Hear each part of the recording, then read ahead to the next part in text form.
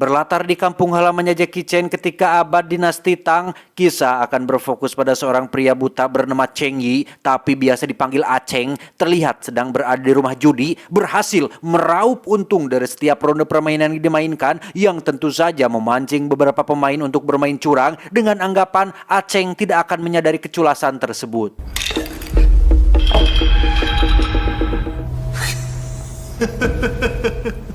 Dan ya, meski Aceng buta bukan berarti dia tidak bisa meraba, sehingga ketika semua orang menyadari kecurangan tersebut, bos pemilik tempat judi ini pun muncul untuk melakukan klarifikasi dengan mempersilahkan Aceng mengambil semua keuntungannya dan pergi dari sini dengan aman.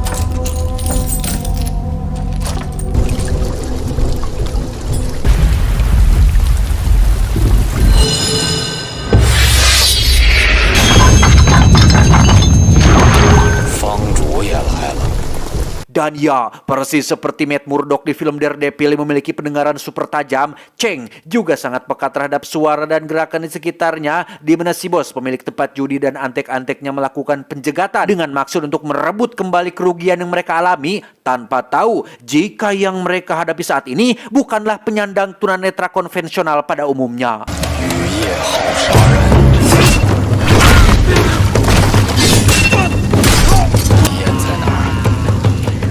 Dan inilah si buta dari gua hantu. Loh, dan inilah mata diganti mata pendekar pedang buta. 1 bulan sebelumnya, Aceng terlihat berada di sebuah desa yang di situ ada seorang penjual minuman anggur bernama Ni Yan yang kebetulan akan melangsungkan pernikahan tepat hari ini, sehingga semua anggur yang tersedia tidak dijual untuk umum. Jikalau Aceng ingin minum, diperbolehkan duduk di sini dan ikut dalam hajatan yang sebentar lagi akan digelar. Dan alangkah terkejutnya Nian saat baru menyadari karung bawaan Aceng yang ternyata berisi seorang manusia, di mana Aceng mengaku merupakan seorang pemburu hadiah yang pada masa itu lebih sering disebut sebagai pemburu hantu, dan seseorang di dalam karung tersebut adalah buronan pelaku pembakaran yang dihargai sejumlah imbalan bagi siapapun yang bisa menangkapnya.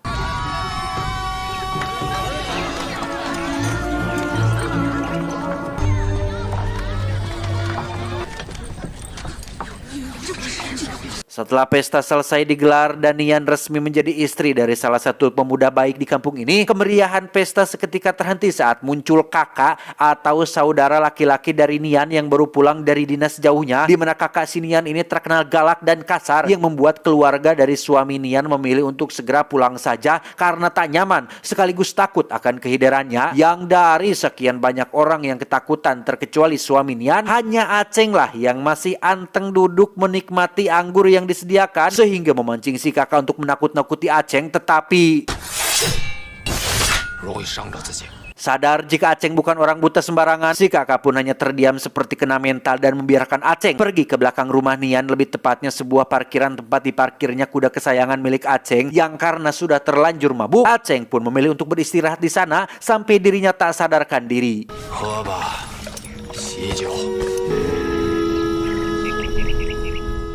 Singkat cerita, malam pun poek. Aceng tak sengaja tersadarkan oleh suara guludug kilat yang menyambar tanda akan turun hujan, di mana dia bermaksud untuk segera melanjutkan perjalanan. Tapi sebelum itu, Aceng ingin berterima kasih dulu kepada Nian yang sudah baik hati mengizinkannya minum di sini. Namun alangkah terkejutnya Aceng saat baru menyadari jika si kakak dan suami dari Nian tergeletak tak bernyawa di halaman depan rumah, dan Nian sendiri nampak menderita kesakitan setelah sebelumnya diperkosa oleh manusia biadab yang tadi sore mengobrak-abrik tempat tinggalnya.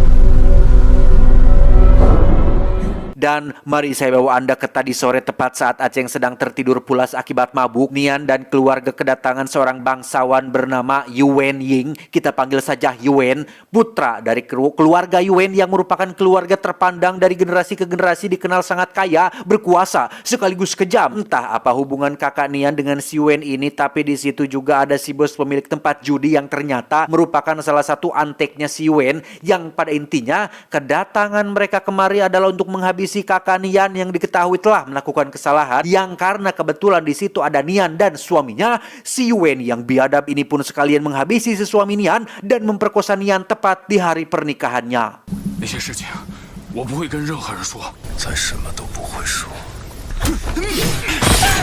给我砸碎！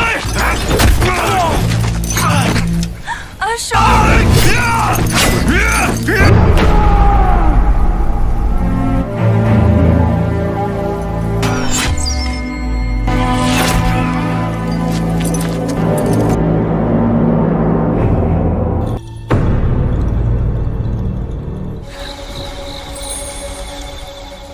，Tak mau ikut campur urusan orang lain, Cheng pun memilih untuk meninggalkan Nian dan segera pergi ke kantor polisi terdekat untuk menyerahkan si pelaku pembakaran sekaligus meminta imbalan hadiah yang dijanjikan. 瞎子，领了上前走吧。 Sebelum pergi, Aceng melaporkan tentang apa yang terjadi di rumah Nian sehingga si kepala polisi dan pasukannya segera meluncur ke sana untuk memeriksa, dan alangkah terkejutnya si kepala polisi saat menemukan panah bertuliskan nama Yuwen sehingga ia akhirnya sadar jika pembantaian ini dilakukan oleh seseorang yang sangat berkuasa di wilayah ini dan tidak ada satu orang pun yang dapat menghentikannya, sehingga daripada Nian terus menuntut keadilan dan membuat polisi kerepotan, si kepala polisi ini justru malah menjadikan Nian sebagai tersangka dengan alasan demi untuk keselamatannya sendiri. 我说的对吗？少遭罪。 Aceng yang kebetulan masih ada di jalan pun mencegat para polisi membawa Nian ke kantor. Menurutnya, Nian sudah cukup menderita, jangan malah dibuat semakin menderita. Para penegak hukum harusnya mengayomi masyarakat, bukannya malah jadi budak para konglomerat. Awalnya Aceng memilih untuk tidak ikut campur dan mencoba untuk tidak terlalu simpati pada apa yang menimpa Nian karena sudah ada petugas yang memang lebih berwenang dan punya kapasitas. Tapi ketika petugas itu sendiri malah membelot dan malah menambah penderitaan Nian, ya Aceng geram juga, sehingga ia pun memutuskan untuk bertindak dengan cara menghajar para polisi dan membawa Nian bersamanya.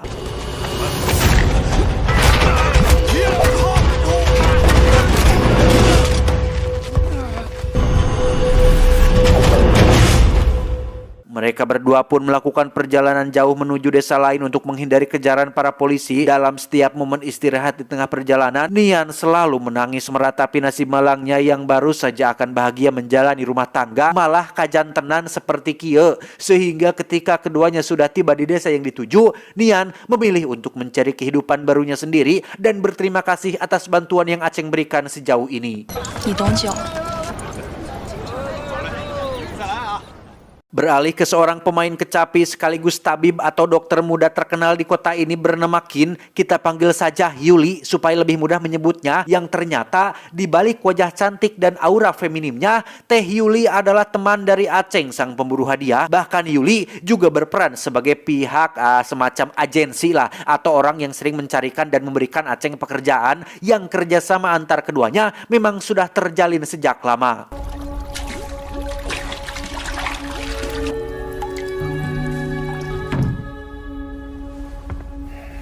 Setelah cukup makan dan istirahat, Aceng pun pamit pergi untuk langsung mengejar target barunya. Tepat saat ada seorang pasien bapak-bapak yang mengaku tangannya terluka oleh seorang wanita asing, di mana si bapak ini ternyata adalah salah satu staf dewan di keluarga Yuwen yang kebetulan sedang mengadakan sebuah acara penting sampai muncul seorang wanita yang ternyata adalah Nian, bermaksud untuk menuntut keadilan yang pada akhirnya menimbulkan kekacauan dan entah bagaimana nasibnya sekarang. 那是个糟人，什么人落到他手里？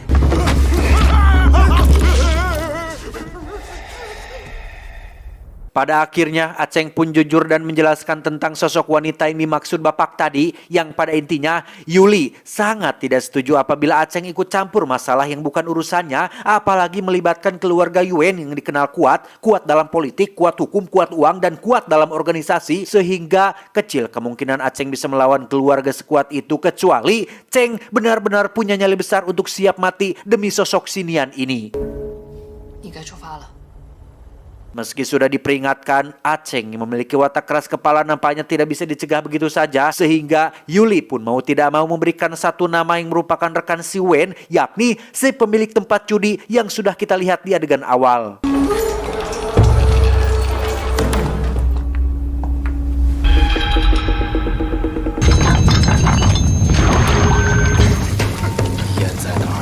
Dan itulah bagaimana kronologi awal kenapa Aceng mendatangi tempat judi tadi, bukan semata-mata untuk depo dan WD, tetapi untuk menemui si pemilik yang merupakan salah satu orang terdekat Wen untuk dimintai keterangan terkait lokasi Nian berada saat ini. Berlokasi di tempat penampungan orang mati, Aceng langsung disambut oleh seorang penjaga yang memiliki ilmu bela diri tinggi sehingga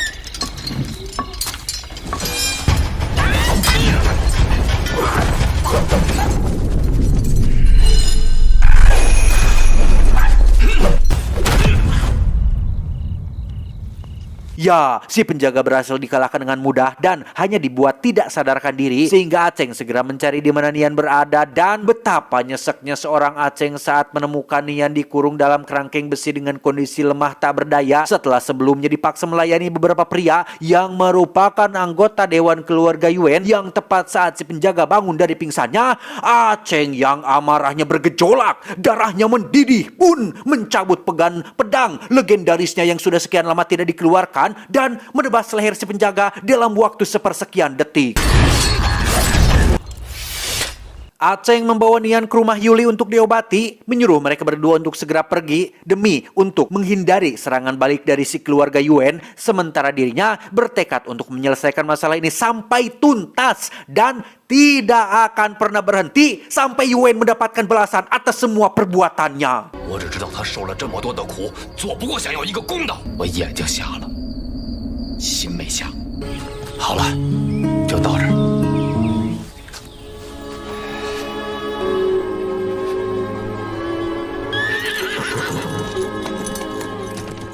Setelah Yuli dan Nian dianggap sudah aman, Aceng melanjutkan aksinya dengan menginterogasi si pemilik tempat judi untuk dipaksa menceritakan tentang alasan kenapa Yuen membunuh kakaknya Nian yang pada akhirnya terungkaplah jika ternyata keluarga Yuen sedang dalam misi untuk memperluas dan menambah kekuasaannya. Caranya adalah dengan menikahi putri dari seorang jenderal kerajaan. 国家三小姐啊！女人一怎么给了他一颗夜明珠？ Karena tak mungkin ujug-ujug datang begitu saja melamar tanpa membawa sesuatu yang berharga sebagai hadiah perkenalan, Yuen nekat mencuri sesuatu yang sangat berharga, yaitu sebuah mutiara besar yang disimpan di pemakaman bersejarah, di mana tim yang bertugas melakukan pencurian itu ternyata salah satunya adalah kakaknya si Nian, yang setelah mutiaranya berhasil didapatkan, Yuen yang dikenal kejam dan hanya memikirkan diri sendiri pun memutuskan untuk membantai tim pencuri tersebut agar tidak ada satupun saksi mata atas aksi pencurian ini, sehingga itulah alasan kenapa Yuen mendatangi kediaman Nian adalah untuk membunuh si kakak yang menjadi saksi mata terakhir yang mengetahui tentang pencurian mutiara tersebut. Setelah memahami awal permasalahan ini, Aceng pun pergi meninggalkan si pemilik tempat judi dalam posisi lehernya terikat senar panjang yang dikaitkan ke pintu masuk. Sementara itu, Yuen terlihat sedang mendapat sanksi cambuk oleh ayahandanya terkait kekacauan yang terjadi di hari lamaran kemarin, sehingga si ayah meminta agar Yuen secepatnya menyelesaikan masalah tersebut. Jangan sampai kejadian yang sama terulang kembali, apalagi di hari pernikahannya nanti. 就只会痛，交给我吧，我一定能处理好的。 Tak buang waktu, Yuen langsung pergi ke lokasi Nian ditawan dan justru malah menemukan si penjaga tewas dengan kepala terpenggal. Yuen pun menyanyikan kenapa si pemilik judi tak kunjung muncul, sehingga mereka semua pun bergegas pergi ke kediamannya yang ketika dia membuka pintu, tiba-tiba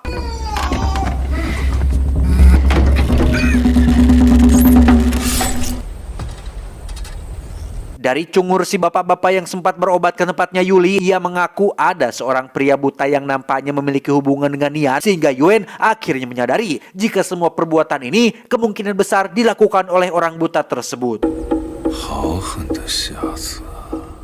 Beralih ke sebuah rumah di hutan yang jauh dari pemukiman, Nian dianggap sudah berada di tempat aman yang tidak mungkin diketahui oleh Yuen, di mana Yuli yang tak ingin membiarkan Aceng beraksi sendirian pun memutuskan untuk kembali demi membantunya, tetapi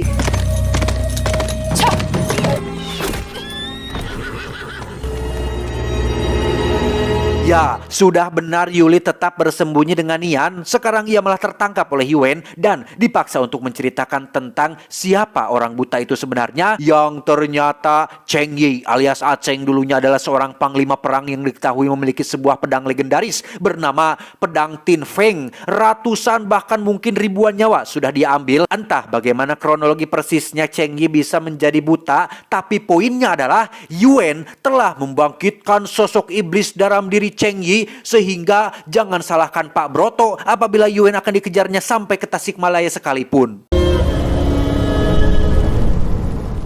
Keesokannya, Teh Yuli yang cantik ini pun ditemukan warga sudah tewas dengan beberapa anak panah menancap di tubuhnya, yang kabar kematian tersebut akhirnya sampai ke telinga Cheng Yi, sehingga nampaknya ia benar-benar akan mencabut kembali pedang legendarisnya dan akan kembali menjadi sosok yang ditakuti seperti dulu lagi.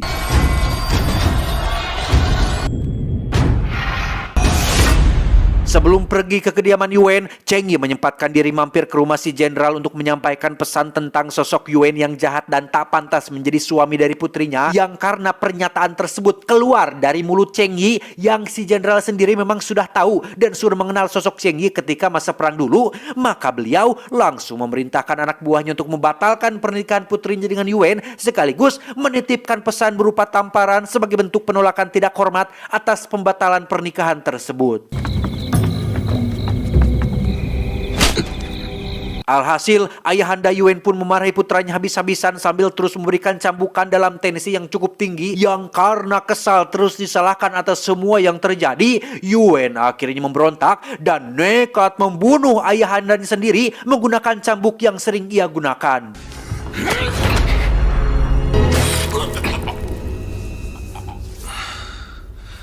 Tepat di hari upacara penghormatan kematian ayahanda Yuen, Cheng Yi datang untuk membuat perhitungan yang dengan pedang Tin Feng legendaris miliknya, ia pun akhirnya menunjukkan kebrutalan terpendamnya hingga membuat pasukan Yuen ketar-ketir.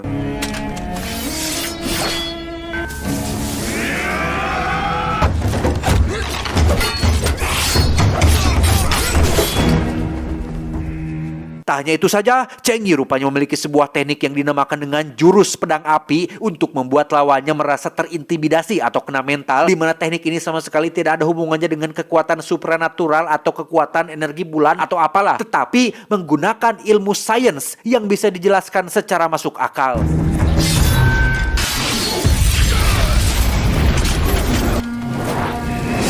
Selesai membantai seluruh pasukan, Cheng Yi pun masuk ke dalam kuil untuk menghadapi Yuen yang ada di sana, tetapi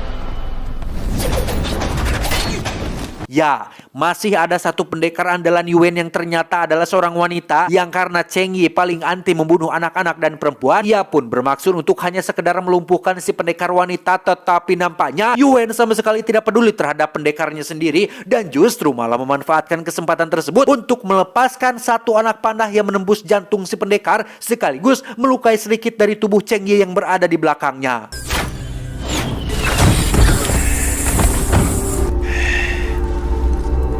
Memanfaatkan kelemahan Cheng Yi yang tidak bisa melihat dan hanya mengandalkan pendengaran tajamnya saja, Yuen mencoba untuk bergerak sepelan mungkin dengan terus melepaskan anak panahnya, yang meski beberapa kena sasaran dan beberapa tembakan lain meleset, Cheng Yi yang mulai melemah pun akhirnya tersungkur sehingga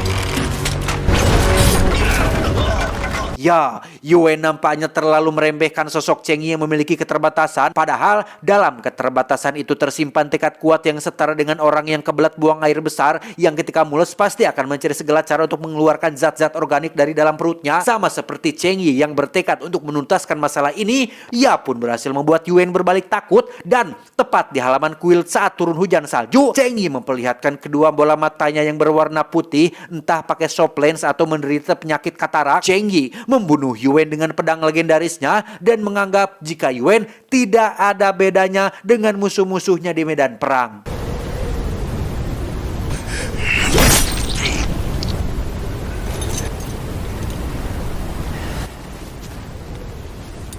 Entah bagaimana nasib Nian yang masih berada di tengah hutan, Cheng Yi sendiri memutuskan untuk melakukan long trip ke Karawang dan melanjutkan perjalanan panjangnya sebagai seorang pemburu hadiah pembela keadilan.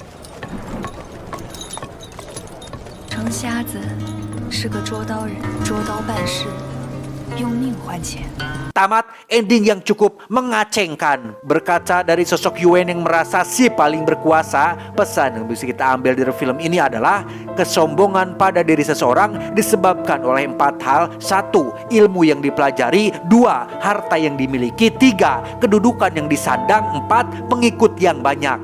Maka jangan seperti Firaun, dia memang berkuasa, tapi penguasa yang anti kritik dan tukang ancam rakyat. Saya John mewakili direksi yang bertugas mengucapkan terima kasih dan sampai jumpa di video selanjutnya.